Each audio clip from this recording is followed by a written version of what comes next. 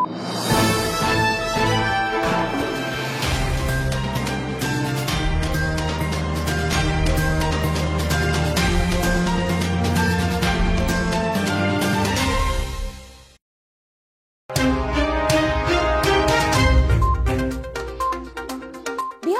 ಭೇಟಿ ನೀಡಿದ ಪ್ರಧಾನಿ ಮೋದಿ ಹಲವು ಅಭಿವೃದ್ಧಿ ಯೋಜನೆಗೆ ಶಂಕುಸ್ಥಾಪನೆ. ವಿಜಯಪುರ ಮಂಗಳೂರು ಎಕ್ಸ್‌ಪ್ರೆಸ್ ರೈಲಿನ ಅವಧಿ ವಿಸ್ತರಣೆ.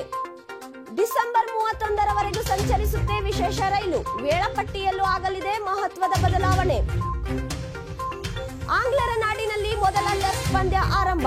ದಿಗ್ಗಜ ಆಟಗಾರರಿಲ್ಲದೆ ಕಣಕ್ಕಿಳಿದಿದೆ ಟೀಂ ಇಂಡಿಯಾ.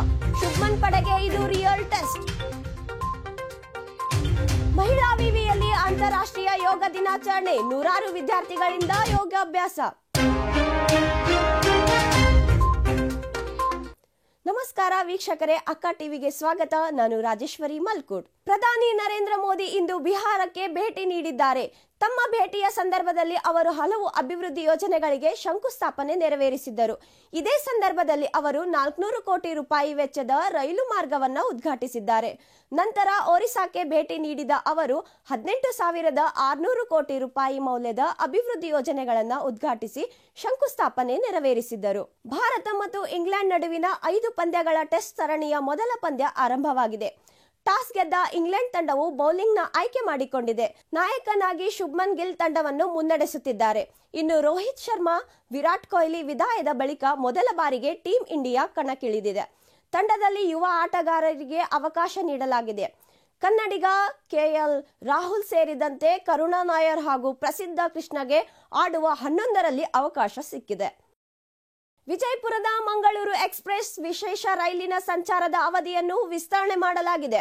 ಡಿಸೆಂಬರ್ 2025ರವರೆಗೂ ಈ ವಿಶೇಷ ರೈಲು ಸಂಚರಿಸಲಿದೆ ಎಂದು ನೈಋತ್ಯ ರೈಲ್ವೆ ಮಾಹಿತಿ ನೀಡಿದೆ. ಜೊತೆಗೆ ಜುಲೈ 1ರಿಂದ ರೈಲಿನ ವೇಳಾಪಟ್ಟಿಯಲ್ಲೂ ಬದಲಾವಣೆಯಾಗಲಿದೆ. ಸಂಜೆ 4:45ಕ್ಕೆ ಮಂಗಳೂರಿನಿಂದ ಹೊರಡಲಿರುವ ರೈಲು ಮರುದಿನ ಬೆಳಗ್ಗೆ 11:15ಕ್ಕೆ ವಿಜಯಪುರ ತಲುಪಲಿದೆ. ವಿಜಯಪುರದ ಮಹಿಳಾ ವಿಶ್ವವಿದ್ಯಾನಿಲಯದ ದೈಹಿಕ ಶಿಕ್ಷಣ ವಿಭಾಗ ಹಾಗೂ ಭಾರತೀಯ ವಿಜ್ಞಾನ ಕಾಂಗ್ರೆಸ್ ಅಸೋಸಿಯೇಷನ್ ಸಹಯೋಗದಲ್ಲಿ ಅಂತಾರಾಷ್ಟ್ರೀಯ ಯೋಗ ದಿನಾಚರಣೆಯನ್ನು ಹಮ್ಮಿಕೊಳ್ಳಲಾಗಿತ್ತು. ಕಾರ್ಯಕ್ರಮವನ್ನು ವಿವಿಯ ಆಡಳಿತ ಭವನದ ಮುಂಭಾಗದಲ್ಲಿ ಆಯೋಜಿಸಲಾಗಿದ್ದು, ವಿಜಯಪುರ ಐಎಸ್ಸಿಎ ಚಾಪ್ಟರ್ನ ಸ್ಥಳೀಯ ಸಂಯೋಜಕ ಡಾಕ್ಟರ್ ಬಾಬು, ವಿವಿಯ ಯೋಗ ತರಬೇತಿದಾರರಾದ ಡಾಕ್ಟರ್ ಕಸ್ತೂರಿ ರಜಪೂತ್ ಹಾಗೂ ಕ್ರೀಡಾ ವಿಭಾಗದ ಅಧ್ಯಕ್ಷ ಡಾಕ್ಟರ್ ಹನುಮಂತಯ್ಯ ಪೂಜಾರಿ ಉಪಸ್ಥಿತರಿದ್ದರು.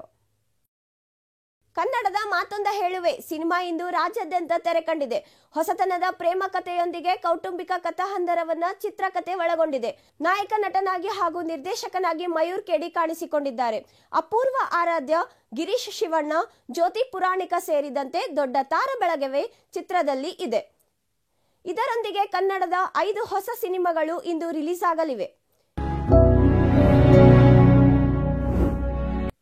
ಇವಿಷ್ಟು ಈ ಕ್ಷಣದ ಸುದ್ದಿಗಳು. ಸುದ್ದಿ ಹಾಗೂ ಮನೋರಂಜನೆಗೆ ಸಬ್ಸ್ಕ್ರೈಬ್ ಮಾಡಿ ಅಕ್ಕ ಟಿವಿ.